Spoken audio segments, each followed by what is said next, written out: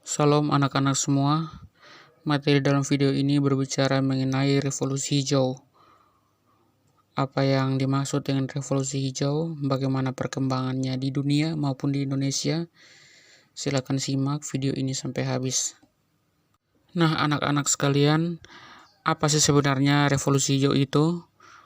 Revolusi hijau merupakan usaha dalam mengembangkan teknologi pertanian yang bertujuan untuk meningkatkan produksi pangan. Dengan kata lain, revolusi hijau ini bertujuan untuk mengubah pertanian dari yang semula dilakukan secara tradisional menjadi modern. Nah, hal ini tentunya untuk meningkatkan produksi pangan. Nah, apa yang menyebabkan hal ini perlu dilakukan?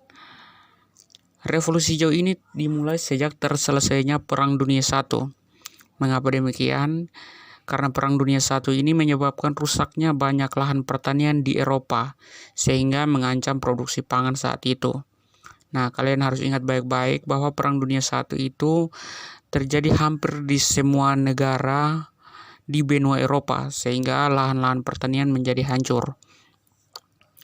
Kalian juga pasti bisa membayangkan apabila dunia ini terjadi krisis pangan, sehingga kita pasti bersepakat apabila pertanian adalah hal yang sangat penting untuk memasok kebutuhan pangan, karena tanpa adanya pangan, manusia dapat mati kelaparan.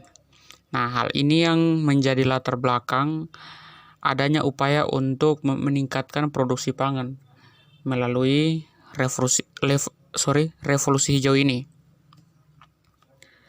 Sejarah singkat revolusi hijau yakni pada abad ke-18, seorang ahli ekonomi asal Inggris yang bernama Robert Malthus mengemukakan teori yang sangat menggemparkan dunia. Nah, teori ini dikenal dengan sebutan teori Malthus. Ia menjelaskan bahwa pertumbuhan penduduk akan semakin cepat daripada pangan itu sendiri. Teori ini juga menjelaskan bahwa suatu saat nanti harga pangan akan semakin mahal karena jumlah penduduk yang semakin banyak tidak diimbangi dengan ketersediaan pangan yang ada di bumi.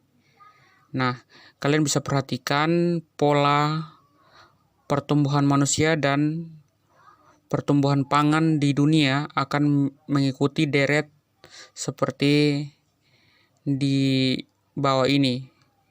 Yakni untuk pola manusia itu 1, 2, 4, 8, 16, 32, 64, 128, dan 256. Sementara untuk pangan sendiri, polanya 1, 3, 5, 7, 9, 11, 13, 15, dan 17.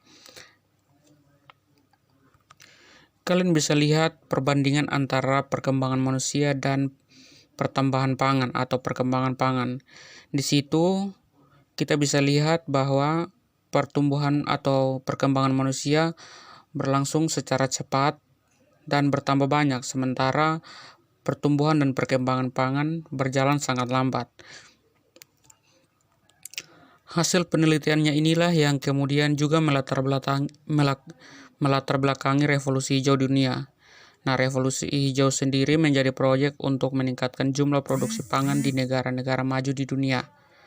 Munculnya berbagai pencarian bibit unggul dan pengendalian jumlah penduduk dilakukan atas dasar penelitian teori ini.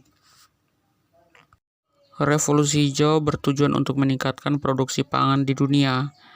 Maka kemudian muncul pencarian berbagai macam bibit unggul. Nah, salah satunya yaitu penelitian yang dipelopori oleh Ford Foundation dan Rockefeller Foundation. Nah, lembaga-lembaga tersebut melakukan penelitian di negara-negara seperti Meksiko, Filipina, India, dan Pakistan. Nah, contohnya penelitian benih jagung di Meksiko dan Filipina.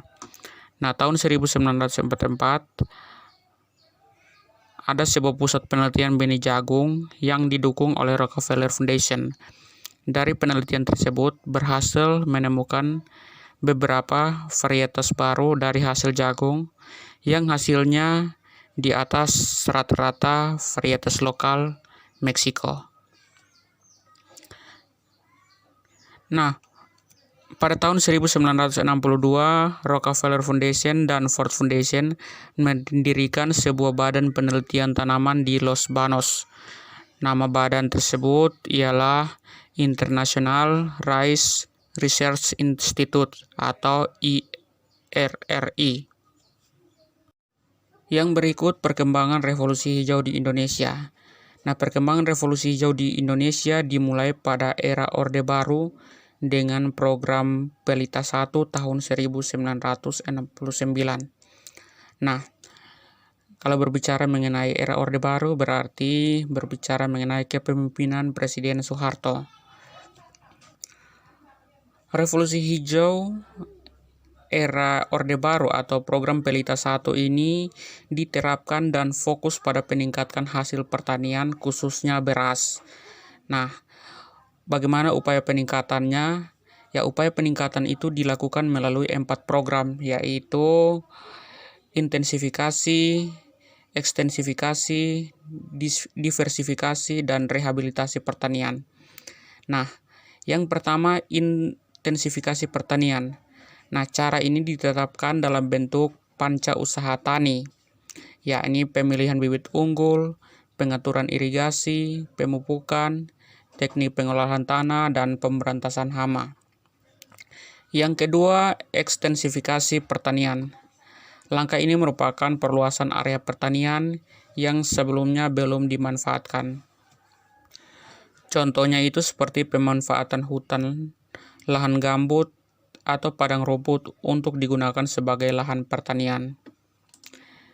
Yang berikut, yang ketiga adalah diversifikasi. Nah, diversifikasi pertanian ini dapat dikatakan pengalokasian sumber daya pertanian ke beberapa aktivitas. Nah, aktivitas-aktivitas ini tentunya untuk yang lebih menguntungkan, baik secara ekonomi atau lingkungan. Contohnya, penanaman beberapa jenis tanaman dalam satu lahan atau memelihara beberapa hewan ternak dalam satu kandang. Yang keempat atau yang terakhir adalah rehabilitasi pertanian. Nah, rehabilitasi ini merupakan sebuah usaha untuk meningkatkan hasil pertanian dengan cara memperbarui segala hal terkait pertanian. Misalnya, memperbaiki sawah tada hujan menjadi sawah irigasi. Nah, anak-anak sekalian, dari pelaksanaan 4 program di atas, India berhasil memenuhi kebutuhan pangannya secara mandiri. Di Filipina, revolusi hijau mengalami perkembangan lebih pesat daripada India. Kemudian di Indonesia, negara kita ini melalui program revolusi hijau yang dijalankan melalui 4 cara di atas, ternyata Indonesia berhasil menjadi negara swasembada beras. Nah, revolusi hijau ini membawa dampak positif seperti yang telah kalian baca dan kalian simak melalui informasi di atas. Namun ternyata berdampak negatif juga. Nah, dampak negatif dari penerapan revolusi hijau itu seperti yang pertama, musnahnya organisme penyubur tanah. Yang kedua, kesuburan tanah menurun dan menjadi tandus. Yang ketiga, tanah mengandung residu akibat endapan pestisida. Yang keempat, hasil pertanian mengandung bahan kimia pestisida. Dan yang kelima atau yang terakhir, ekosistem rusak dan tidak lagi seimbang. Demikian penjelasan mengenai materi revolusi hijau.